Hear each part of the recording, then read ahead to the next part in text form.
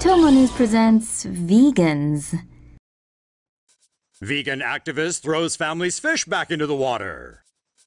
Last Friday, vegan Florida activist group Direct Action Everywhere took it upon themselves to disrupt a family's fishing trip. Initially, they sent this kid up to ask the Hope family to stop fishing because it was hurting the fish. Arguments ensued, and the end result, in this video filmed by the activists, shows one of them grabbing the fish and then throwing it back in the lake. In other footage filmed by the family, we see the argument escalate further. The activists shout at the family, surround them, and begin chanting, "It's not food, it's violence! It's not food, it's violence!" among other things. FYI, that family's got a 1-year-old with them. The cops later arrived but didn't arrest anyone. In a statement, the police said that any group has a right to free speech in a public park. This is true, but from what we've seen, the protesters appear more intimidating and confrontational than anything else. And that's not very vegan now, is it? And that wasn't Direct Action Everywhere's first outrage rodeo. Earlier last week, that also protested at a Florida Chick-fil-A dressed as chicken and cows. Why? They said it was specious to use Cow Appreciation Day to give away chicken bodies. Right. Makes total sense. They claim to be non-violent and peaceful in their protests, but when you confront and shout down people in public places, aggro will follow. Oh, and BT dubs, remember that fish they threw back in the lake? Well, it was an invasive tilapia. Those fish are not native to the USA and are basically swimming wrecking balls to the fragile local ecosystems. So nice work saving the planet there, vegans. Yeah, nice work indeed. Gator chomps watermelon, POV dolphin swim, and basking shark encounter. Meet Elvis the alligator. He measures 12 feet long and weighs in at a hand-fed 600 pounds. The man feeding him is 34-year-old alligator wrestler Jason McDonald, who said, "I got a watermelon because they're about the size of a human head and saw the crazy bite force that he has. It gives people a chance to see just how fast and strong a big alligator's jaws are." But this was just his first time trying a watermelon, and he only held it in his mouth long enough to make sure it was dead before he spit it out. It's safe to say he won't be becoming a vegetarian anytime soon. He likes his meat too much. Elvis belongs to the Colorado Gators Farm in Mosca, Colorado. Next up, have you ever wondered what it would look like to swim with a pod of dolphins? Well, this point of view angle can bring you pretty close to what dolphins see when they're swimming together. The footage was shot with an underwater camera in Pensacola, Florida. The camera person said they stayed with our boat most of the day. Last in our hat trick of animal videos, here's some footage of a basking shark from Portrush, Ireland. The huge shark swims right up next to the side of the boat and bumps into it while the men are filming. Can we keep him? The shark didn't want to become a pet, but this year a record number of basking sharks have shown up in Portrush. Militant vegan mom literally shoves her beliefs down her infant's throat. Okay, kids, what do infant lions and infant humans have in common? They're both mammals. They both drink milk. Good. Now, what do lions eat when they get a bit bigger? Meat, because they're carnivores. Excellent. And humans? We can eat all kinds of stuff because we're omnivores. Good job, fictitious school child. But some humans choose to be vegans, meaning they consume no animal products of any kind. No milk, meat, honey, fish, etc. Sarah Markham, the mother of an infant, is a vegan. Now, there's plenty of happy, healthy vegans, but Sarah's breast milk wasn't cutting it for a newborn baby who lost 10% of his body weight, and a judge ordered a doctor to step in. Doctors prescribed infant formula to supplement Sarah's breast milk, but instead, Sarah decided to feed her malnourished kid vegan soy formula. The child's health only got worse, and authorities took the baby away from this militant vegan mom. Sarah Markham's now in court trying to get her kid back and looking at possible criminal charges. Studies have shown that an infant can thrive on a well-designed vegan diet, but it wasn't working in this case. Your call? Should this thick-headed mom get her boy back?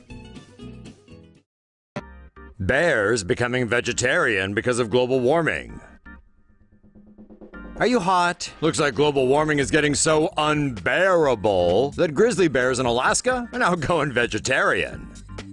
According to a new study, grizzly bears on Kodiak Island changed their diets due to climate change and started eating berries instead of salmon. Normally, researchers would see grizzlies eating large amounts of sockeye salmon from streams in preparation for the winter. In the summers of 2014 and 2015, the bears were no longer seen hunted for salmon. The bears were found in the hills eating elderberries.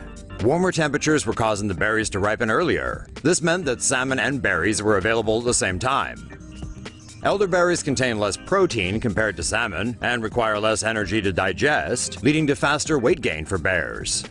The change in diet was also found to be affecting the bear's natural habitat because fewer fish carcasses in the forests meant less nutrients being absorbed into the soil.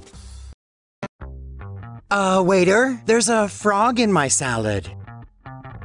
An animal lover from Southern California was hopping mad when she found an unexpected source of protein in her food.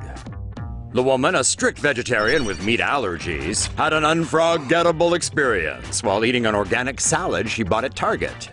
Fearing she may have accidentally eaten some tiny frogs, the woman rushed to the bathroom and blew some organic chunks.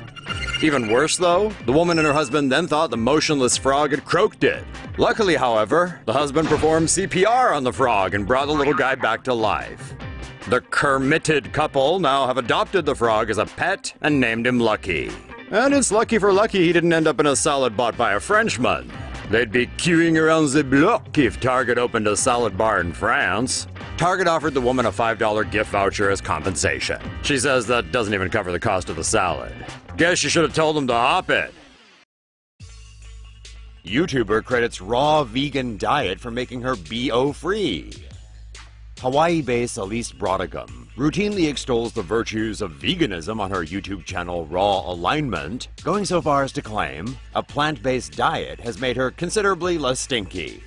The vlogger has not eaten meat, fish, dairy, or eggs for more than 2 years, and stopped using deodorant a year ago after transitioning to an entirely raw food diet.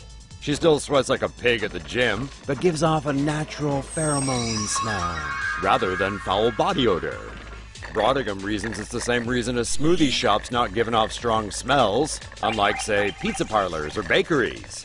So if you eat the flesh of a dead animal, best be prepared to have your pit smell like rotten salami. Bottom line, just give up meaty, creamy, rich, delicious foods, and you too can contribute less to air pollution. Happy veganing!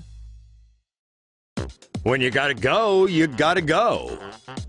A vegan restaurant in Memphis, Tennessee has become internet famous, not for their meatless grub, but for allowing children to run naked around the premises. At least this is according to a patron who left a 2-star review of the establishment on Google last week. That's still pretty generous in our opinion, considering the reviewer is also accusing the children of pooping right on the restaurant floor.